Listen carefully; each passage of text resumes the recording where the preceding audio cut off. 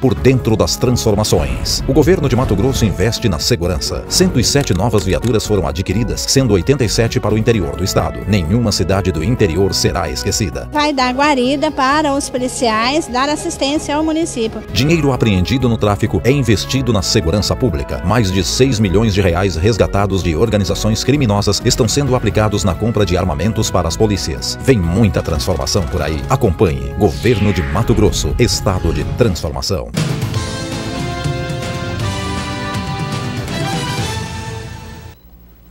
Olá, hoje eu converso com ele que tem 36 anos e participou de um pleito acirrado na última semana, com uma diferença de aproximadamente 700 votos em relação ao segundo colocado. Falei de eleições, você deve saber do que eu estou falando, né? Eleições da OAB de Mato Grosso, eu falo com o presidente eleito, Leonardo Campos. Olá, Leonardo, obrigada pela presença aqui na RDTV.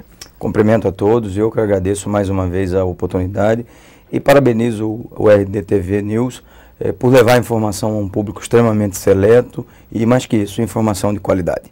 Falei há pouco, Leonardo, da disputa acirrada que ocorreu na Ordem dos Advogados do Brasil em Mato Grosso. Sente-se aliviado depois de ter até o registro cassado na véspera da eleição? Pois é, nós tivemos que superar algumas barreiras ao longo da nossa caminhada, mas felizmente a advocacia pôde comparar as propostas, avaliar o perfil dos candidatos, fazer um comparativo entre as chapas e eu não tenho dúvida nenhuma, selecionou e escolheu aquela que vai realmente trabalhar tendo o advogado e a advogada como componente principal. Essa foi a nossa principal diretriz, a nossa principal pilar. O senhor se sentiu perseguido diante do que a gente falava nos bastidores, essa briga de foice que foi as eleições da OAB? Primeiro eu gostaria de parabenizar os advogados que participaram desse pleito. Essa pluralidade de candidaturas demonstra a importância da ordem, que essas eleições nós vimos, a exemplo das outras também, que ela extrapola as nossas barreiras, os nossos muros. Acaba toda a sociedade se envolvendo. Na nossa campanha nós tivemos declaração de apoio de médicos, de contadores, de engenheiro, do feirante, do mercado, enfim, da padaria, onde a gente passava tinha sempre alguém da sociedade civil organizada questionando, perguntando, inclusive questionando sobre os projetos, quais eram os projetos. Então, e essa pluralidade de candidatos engrandece o debate. Engrandece o debate porque você tem aí uma grande variedade de propostas, tem a oportunidade de discutir com a classe, de debater com a classe e saber o rumo que a nossa instituição precisa tomar. Então eu quero deixar muito claro, parabenizando os meus adversários pela postura em colocar o nome à disposição. E obviamente que a ordem engrandeceu nesse debate. Teve alguns percalços, nós decidimos fazer uma campanha propositiva, não atacamos ninguém. Os nossos adversários tiveram momentos que baixaram o nível da campanha, mas isso para mim é página virada, a eleição ficou para trás. Agora nós temos que pensar no futuro de uma ordem forte e uma ordem unida. Mas o senhor acredita que os seus adversários apelaram quando viu o senhor se destacar nas pesquisas e ter esse contato com os outros advogados pela sua possível eleição à época? Sem dúvida nenhuma. O que a comissão eleitoral fez a menos de 12 horas antes do pleito foi um dos mais abusos e absurdos jurídicos que já presenciei ao longo da minha história na ordem. Eu tenho uma história na ordem que vão para 12 anos, efetivamente ocupando um cargo, uma função. E tanto é que durante o pleito eleitoral nós já demos mostras que defenderemos o advogado. Nós ingressamos na justiça por 3 oportunidades contra a nossa própria comissão eleitoral para resguardar o direito da advocacia. Então isso já foi um primeiro ponto de partida dizendo, aqui viemos e aqui pretendemos com a ordem, que é defender o advogado em qualquer circunstância, sob qualquer aspecto.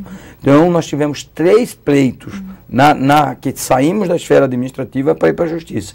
Eu estava muito tranquilo e muito sereno. Em que situações que tiveram que ingressar? A primeira foi quando a comissão eleitoral decidiu intimar todos os candidatos apenas pelo site da ordem, lançando as informações no site. Nós fomos até a Justiça Federal, ingressamos com um mandado de segurança e conseguimos uma liminar que determinou que a intimação seja feita pelo Diário Oficial da Justiça ou pessoalmente aos candidatos. Isso, além de beneficiar a nossa chapa, estendeu para todas as outras chapas. Essa foi a primeira. A segunda foi quando impugnaram a divulgação de uma pesquisa eleitoral que nos apontavam na frente, que veio se confirmar com o resultado da eleição. Inclusive o resultado foi um pouco maior do que a pesquisa previa. 1 ou 2 pontos. E eu não, o que tem que deixar claro que eu não fiz pesquisa. A minha chapa não faz pesquisa.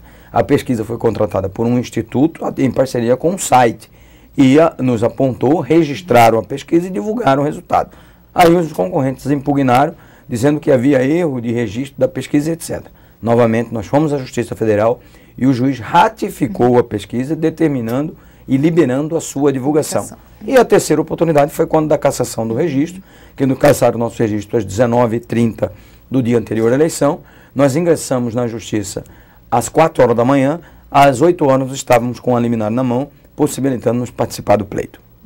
O senhor obteve 2.483 votos exatamente, mais que o dobro, mais de 700 votos em relação ao segundo colocado e mais que o dobro da candidata de situação que a gente fala, né, da Cláudia. A que o senhor atribui esse resultado? A força da advocacia. Nós, sem dúvida nenhuma, construímos um plano de gestão que reflete e espelha aquilo que o advogado quer de sua instituição. Para positivar esse plano de gestão, para elaborar esse plano de gestão, nós ouvimos cada segmento da advocacia que estava nos apoiando. Jovem advogado, advogado mais experiente, advogado privado, advogado público, advogado da capital, advogado do interior, o advogado e a advogada. E ali nós compramos a ideia desses segmentos da advocacia, que no fundo ele é uno, mas existem peculiaridades de cada classe. E nós conseguimos, através desse plano de gestão, mesmo numa eleição com 5 chapas, unir a classe em torno desse projeto. Houve uma participação maior nesse pleito? O senhor acredita que os advogados estiveram mais às urnas do que em outros momentos?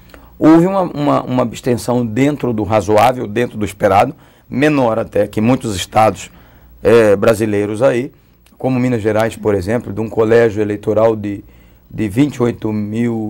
90 mil eleitores, votaram 28, por exemplo. Então, uma abstenção muito alta. Aqui a abstenção ficou dentro do esperado e pelo grande número de candidaturas se envolve aí, para você ter uma ideia, se formos pegar o número aproximado de 90 advogados na chapa, são 84 membros, se você aproximar isso para 90 para facilitar a conta, 5 vezes 9, 45. Nós temos 450 advogados candidatos. Então, ou seja, por aí você tira uma ideia do quanto o número de advogados foi participativo nessa eleição. O senhor sempre esteve ao lado dos presidentes que assumiram a OAB, desde Cláudio Stabile para cá, até antes. Desde o Ciel Tavares.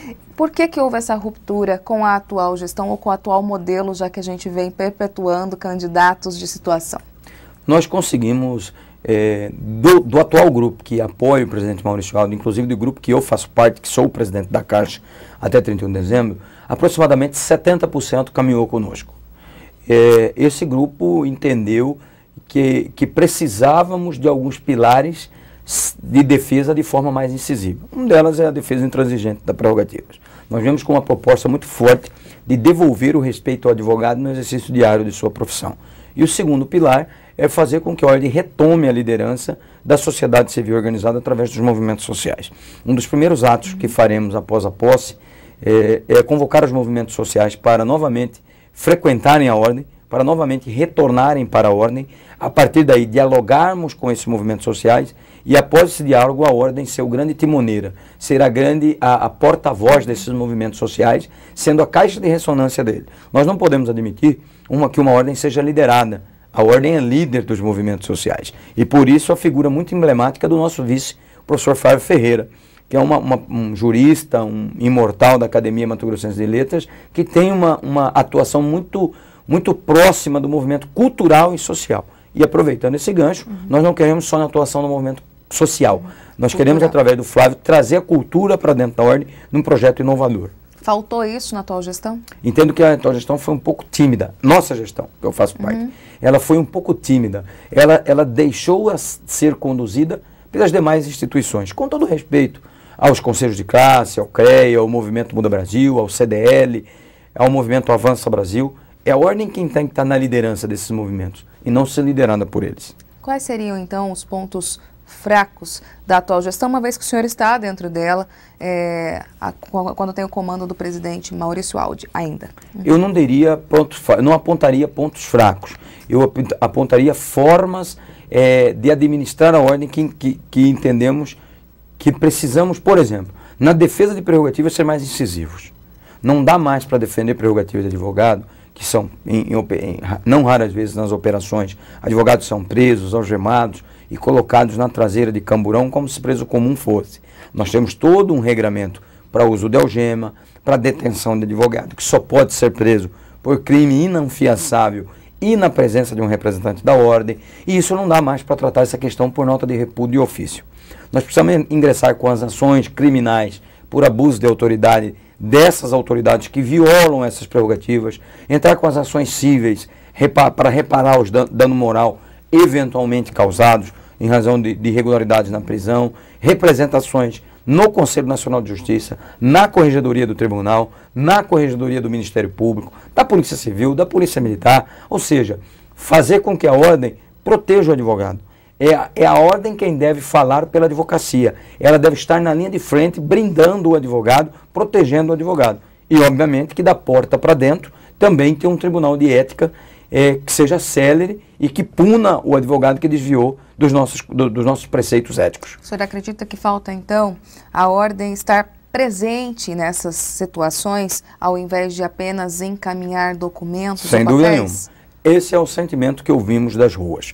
Esse é o sentimento que ouvimos da advocacia. Nós precisamos ter uma ordem, primeiro, que tenha o advogado e a advogada como seu componente principal, como seu elemento número 1, como sua prioridade número 1. A ordem, como até já citamos nesse nosso bate-papo, Thalita, ela tem funções importantíssimas extramuro, que é a representação na sociedade.